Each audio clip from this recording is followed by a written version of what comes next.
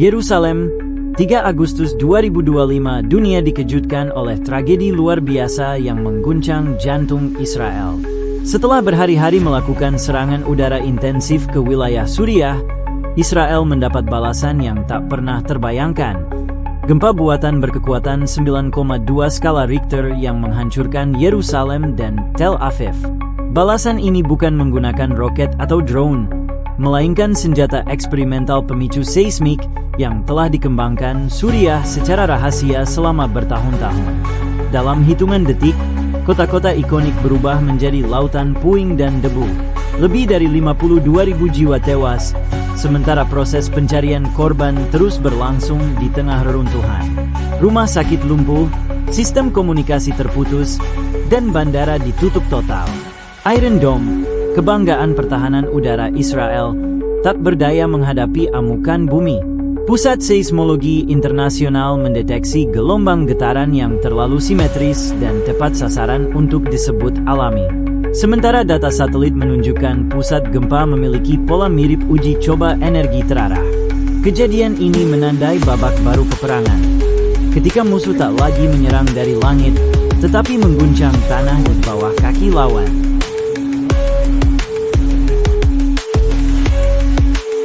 Tiga hari sebelum guncangan dahsyat itu, langit Suriah telah memerah oleh serangan udara Israel yang berlangsung tanpa henti selama 72 jam. Targetnya adalah gudang senjata, pos radar strategis, dan pusat komunikasi militer di wilayah barat Suriah, termasuk Damaskus dan Homs. Namun, beberapa rudal juga menghantam area sipil, menewaskan puluhan warga termasuk anak-anak. Rekaman memilukan yang disiarkan media Suriah memperlihatkan seorang ibu menggendong bayinya yang tak bernyawa, wajahnya dipenuhi debu dan darah. Kematian warga sipil ini memicu kemarahan di Damaskus, Teheran, dan Beirut. Demonstrasi besar-besaran pun meletus di depan kedutaan Israel di berbagai negara, disertai teriakan balas dendam. Di balik layar, para ilmuwan Suriah bekerja dalam diam, mempersiapkan aktivasi senjata seismik yang selama ini hanya menjadi prototipe. Menurut sumber diplomatik Rusia, senjata ini telah dikembangkan sejak 2018, namun tak pernah digunakan karena dianggap terlalu berbahaya. Serangan udara Israel kali ini menjadi pemicu yang memaksa Suriah menekan tombol merah.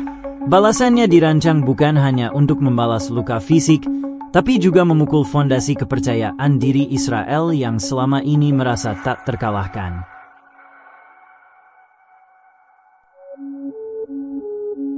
Keputusan untuk menggunakan senjata seismik diambil dalam rapat darurat tertutup di Damaskus. Hanya petinggi militer, ilmuwan strategis, dan presiden yang hadir.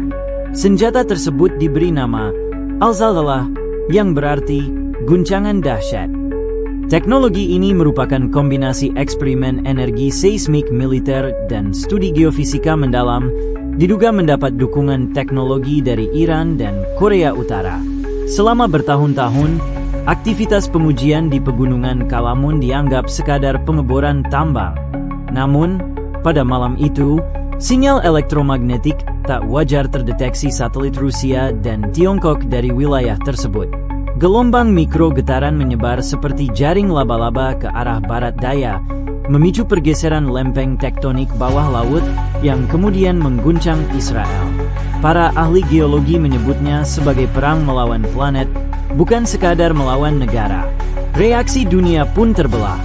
Sebagian menyebutnya pembalasan barbar, sementara yang lain melihatnya sebagai inovasi pertahanan yang memberi negara kecil senjata setara melawan kekuatan besar. Israel yang selama ini fokus pada pertahanan udara tak pernah membayangkan serangan datang dari perut bumi.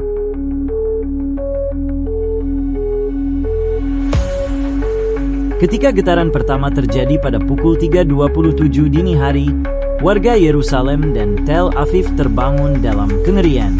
Guncangan berlangsung selama 74 detik. Cukup untuk meratakan bangunan-bangunan tua dan modern. Rumah sakit, sinagoga, kantor pemerintahan, hingga apartemen bertingkat tinggi runtuh seketika.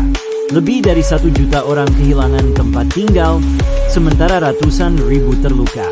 Jalur transportasi utama tertutup reruntuhan, jaringan listrik padam total, dan komunikasi lumpuh. Tim penyelamat kewalahan. Banyak yang terpaksa menggali dengan tangan kosong karena alat berat ikut tertimbun. Tidak ada peringatan dini, tidak ada sirene, hanya suara bumi yang mengamuk. Bagi warga, ini bukan hanya bencana alam, tetapi juga trauma kolektif yang akan membekas selama beberapa generasi. Beberapa saksi mata mengatakan mereka merasa seperti dunia runtuh di sekitar mereka tanpa alasan. Di Tel Aviv, gedung-gedung pencakar langit yang menjadi kebanggaan ekonomi Israel runtuh seperti mainan. Pemerintah langsung menetapkan darurat nasional, menurunkan tank dan kendaraan lapis baja bukan untuk berperang, tetapi untuk mengevakuasi.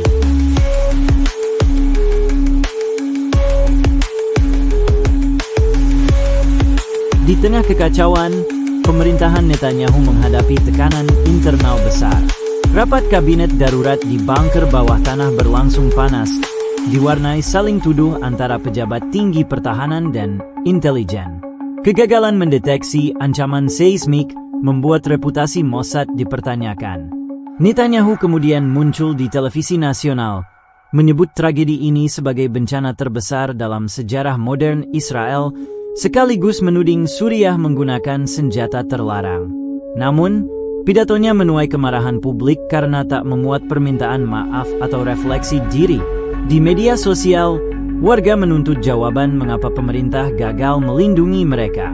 Banyak yang membagikan gambar Tel Aviv dari satelit yang menunjukkan pola kehancuran spiral, menandakan ledakan dari bawah tanah. Kritik datang dari berbagai pihak, termasuk oposisi, yang menilai pemerintah terlalu percaya diri pada pertahanan udara tanpa memikirkan ancaman dari bumi. Ketidakpuasan ini memperdalam krisis politik di Israel, bahkan sebelum puing-puing dibersihkan.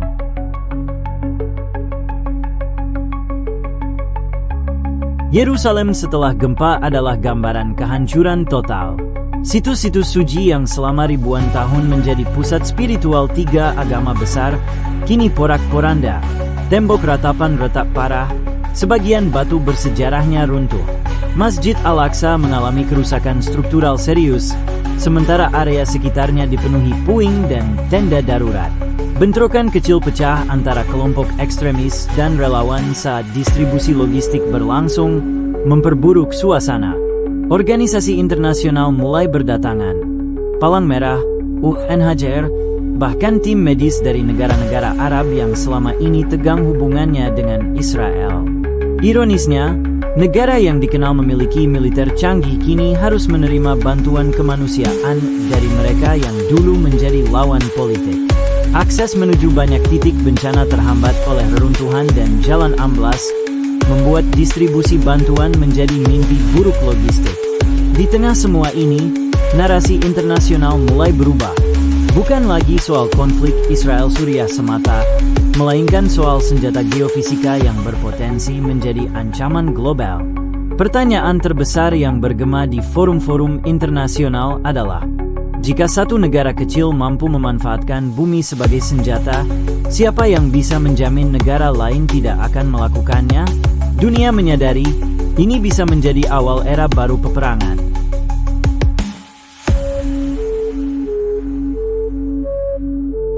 Di tengah kehancuran, kisah-kisah kemanusiaan muncul. Tim SAR dari berbagai negara bekerja bahu-membahu dengan warga lokal, mencari korban di bawah reruntuhan tanpa memandang latar belakang agama atau politik. Seorang relawan asal Turki ditemukan menangis saat berhasil menyelamatkan seorang anak kecil dari celah beton yang hampir menutup rapat. Di sisi lain, rumah sakit darurat penuh sesak. Bahkan lorong-lorong dipenuhi pasien yang menunggu perawatan. Kekurangan obat-obatan dan peralatan medis membuat banyak nyawa tak terselamatkan. Listrik dan air bersih menjadi barang langka, memaksa warga membuat sumur darurat dan memasak di atas api terbuka. Sementara itu, di dunia maya, gambar-gambar kehancuran menyebar cepat, memicu gelombang solidaritas global. Namun, tak sedikit pula yang memanfaatkan tragedi ini untuk menyebarkan propaganda, memperkeruh suasana politik. Israel kini berada di persimpangan. fokus pada pemulihan rakyat atau merencanakan balas dendam. Keduanya menuntut sumber daya yang sama, dan keduanya punya risiko besar. Dalam kondisi rapuh seperti ini, satu keputusan salah bisa memperpanjang penderitaan.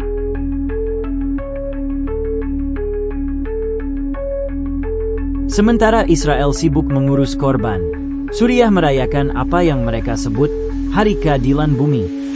Presiden Suriah menyampaikan pidato di hadapan parlemen, menegaskan bahwa serangan ini adalah konsekuensi dari kesombongan Israel. Kami sudah terlalu lama bersabar. Dunia diam saat rakyat kami dihujani bom. Kini bumi bersuara untuk kami, ucapnya, disambut tepuk tangan panjang. Pernyataan ini viral di media sosial, memicu perdebatan panas. Pendukungnya memuji keberanian Suriah, sementara penentangnya mengecamnya sebagai tindakan terorisme tingkat planet. Di markas besar PBB, pertemuan darurat digelar untuk membahas larangan internasional terhadap senjata seismik.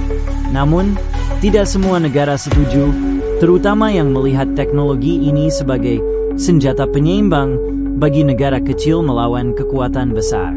Para analis militer memperingatkan bahwa jika tren ini dibiarkan, masa depan peperangan akan berubah drastis. Bukan lagi tentang menghancurkan kota dengan bom, tapi meretakkan benua. Ancaman ini membuat negara-negara besar mulai mengawasi aktivitas geofisika lawan-lawan mereka.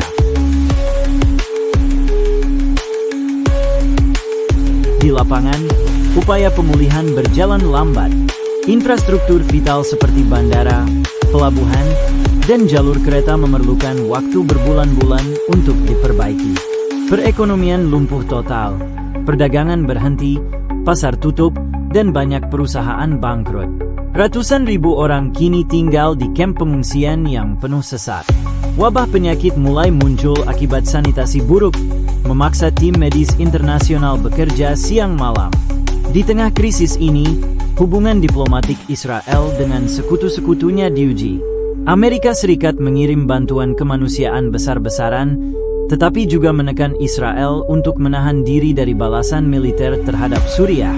Para pemimpin Eropa menyerukan gencatan senjata permanen, sementara sebagian pihak di Israel menganggap itu bentuk pengkhianatan. Situasi menjadi dilema geopolitik yang rumit. Membalas berarti berisiko memicu serangan seismik lagi, tetapi diam berarti menunjukkan kelemahan. Dalam ketidakpastian ini, rakyat jelata hanya berharap bencana kedua tidak datang.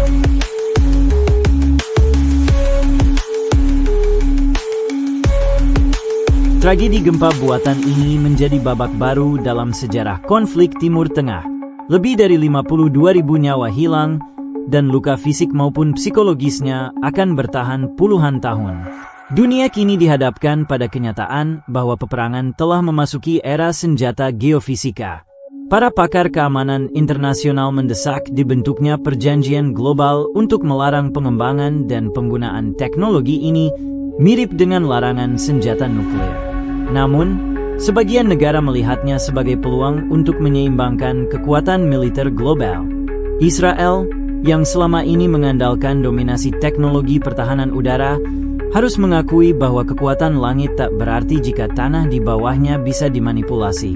Pertanyaan besar pun muncul. Apakah tragedi ini akan menjadi peringatan untuk mengakhiri spiral kekerasan, atau justru menjadi awal perlombaan senjata baru yang lebih mematikan? Sementara politisi dan militer berdebat, di reruntuhan Yerusalem dan Tel Aviv, warga biasa hanya ingin satu hal: kehidupan yang damai, tanpa takut tanah di bawah mereka berubah menjadi senjata.